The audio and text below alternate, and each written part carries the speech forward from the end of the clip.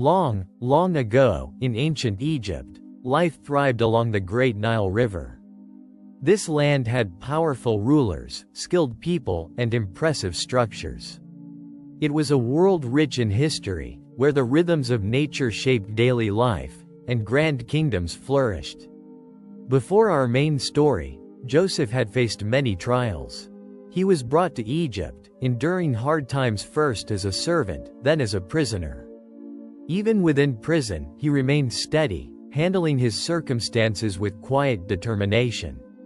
Our main character is Joseph, a young man with a special gift. He could understand and interpret dreams. While imprisoned, his calm and wise nature was noticed. He often helped fellow prisoners by explaining their dreams, and his interpretations always proved true. At the story's beginning, Joseph was still in prison. Though there for no fault of his own, a routine had settled.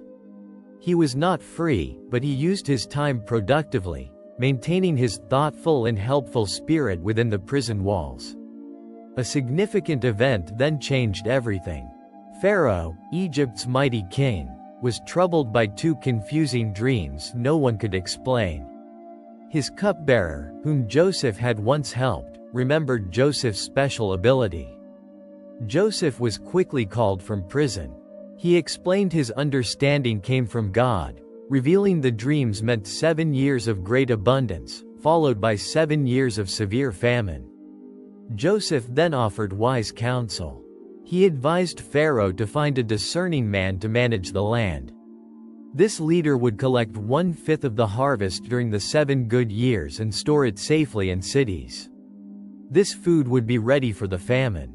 Pharaoh, recognizing Joseph's extraordinary wisdom, appointed him as governor over all of Egypt. Joseph's new position brought immense responsibility. He faced the challenge of organizing the collection and storage of vast quantities of grain across an entire nation for 7 years. This demanded careful planning, efficient logistics, and constant oversight. He needed to ensure enough food was saved to sustain Egyptians and those from nearby lands. Joseph immediately began his diligent work. During 7 years of abundant harvests, he traveled throughout Egypt, overseeing grain gathering and filling storehouses. So much grain was collected, people stopped counting it, like the sand of the sea. After years of plenty, the 7 years of famine began, just as Joseph predicted. This was when his preparations became essential. When the famine spread, it was severe, affecting Egypt and all surrounding lands. People everywhere suffered great hunger. Egyptians cried out to Pharaoh for food. Pharaoh wisely directed everyone to Joseph. Joseph then opened the large storehouses. He began selling grain to Egyptians and all who came from other countries seeking food. The famine continued for several long and challenging years.